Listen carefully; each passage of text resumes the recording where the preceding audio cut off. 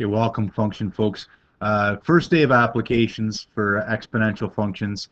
We know the end is near. It's already applications. You can guess what lessons are left. Applications and rate of change. That's it. We'll spend a couple days on applications.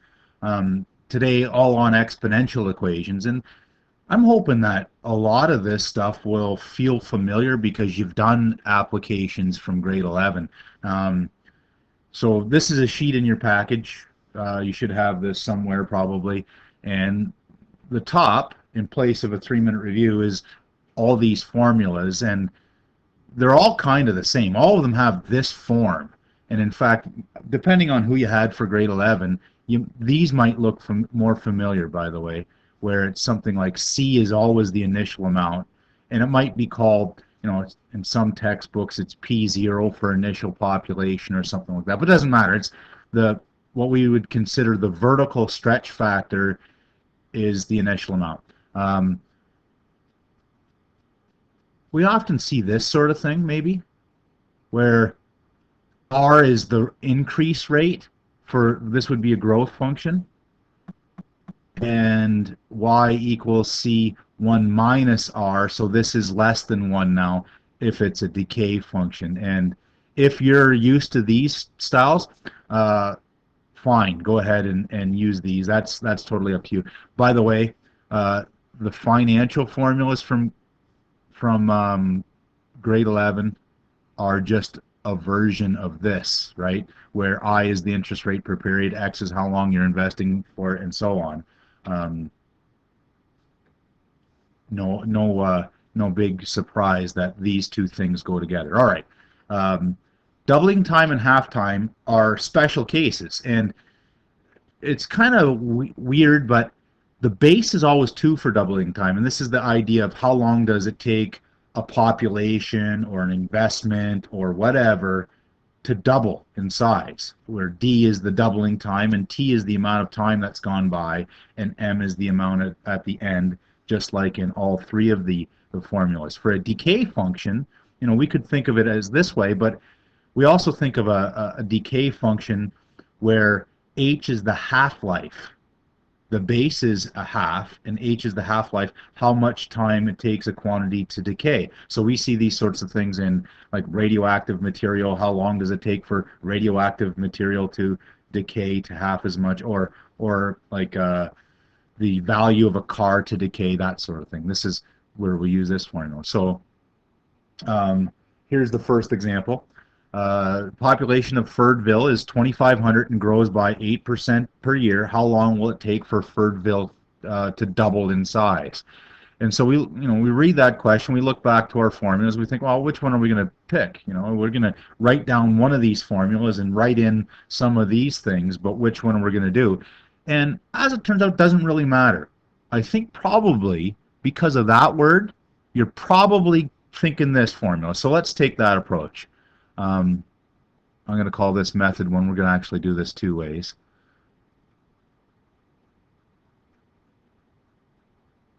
Do I have to memorize these formulas? Well, what do you think? Yeah, well, what do you think? C, T, D, and M. Those are all the things, and let's start filling stuff in. Population of Ferdville is 2,500. Certainly that's C. 8% and how long to double? So we might be thinking about, well, the amount at the end is 5,000. Don't write this down because it's going to end up being the wrong approach. We might be thinking, okay, the amount at the end is 5,000, but what are we trying to find then? We want the amount of time that it takes 2,500 to go to 5,000. That's the amount of time, but that's also the doubling time. It's almost like we have 2 unknowns. And if we take this approach, then where are we using the 8%? So as it turns out, this isn't what we want at all. The M isn't 5,000. Basically, we can think about, well, if we want to find the doubling time, this is what we want to find. But instead, how do we use our 8%?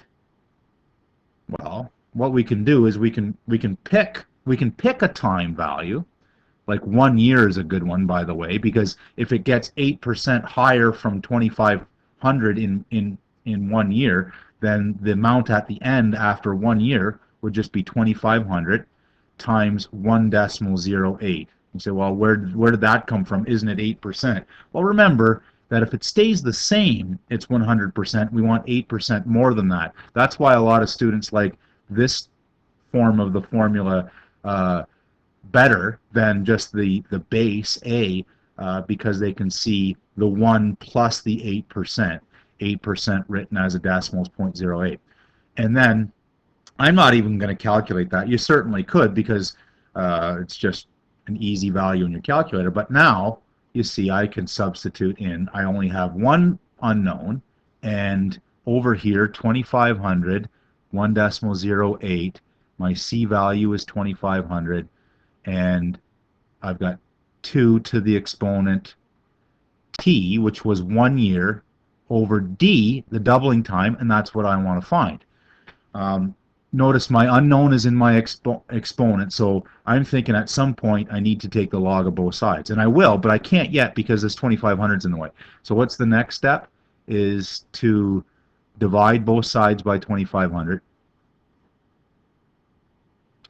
And bam, bam, I'm left with 1.08 is equal to, this is gone, 2 to the exponent 1 over d. And again, my unknown is in my exponent. It's on the bottom of a fraction in the exponent, but it's still down there. Now, how do I get the unknown out of the exponent? Now is when I take the log of both sides. So I think of taking the log of both sides here, the log of both sides, and I'm going to write that in a different color and then go back to my blue here. Log of both sides. Why did I take log base 10? Well, I'm pretty sure that 1.08 isn't a power of 2, so I know I'm going to be using my calculator. This isn't going to be exact, so I took log base 10 so I can use my calculator. Now, why was that so successful? Taking the log brought the exponent out of the unknown out of the exponent onto ground floor. This is just a number. This is just a number. And now to solve d, how do I solve d? Well, since it's on the bottom, there's lots of ways to do this, but I think what I would do is I'd cross multiply both sides by d. Remember, this is just a number.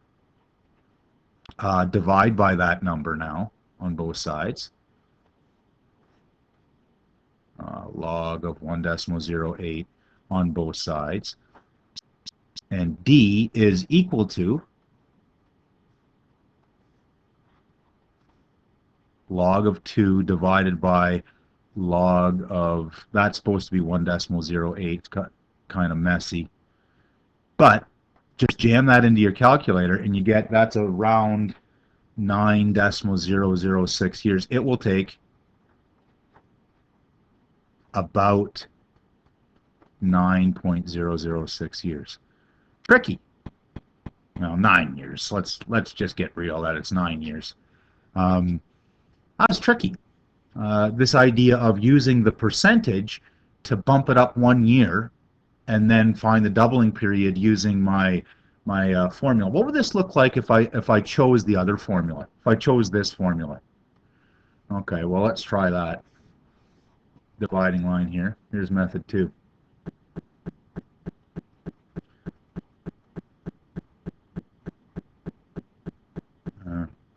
Can't remember where the brackets go. It doesn't matter, right? Where I've got, y is the amount at the end, c, a is the base, x is the time it takes, and what's the y? The y is the amount at the end.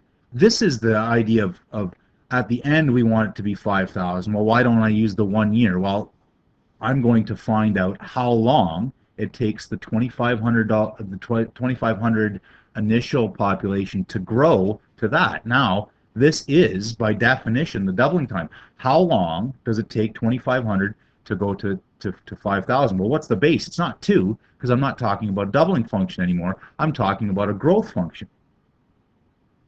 8% a year. Right? That's that 1 plus r business, where r is 0.08. Dandy. And as you'll see soon, this is actually a little bit faster. Divide both sides by 2500. I want to take the log of both sides, but I can't do that yet. Now I can take the log of both sides.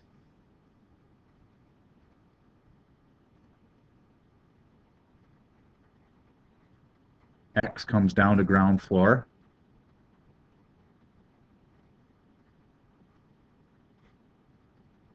Oops.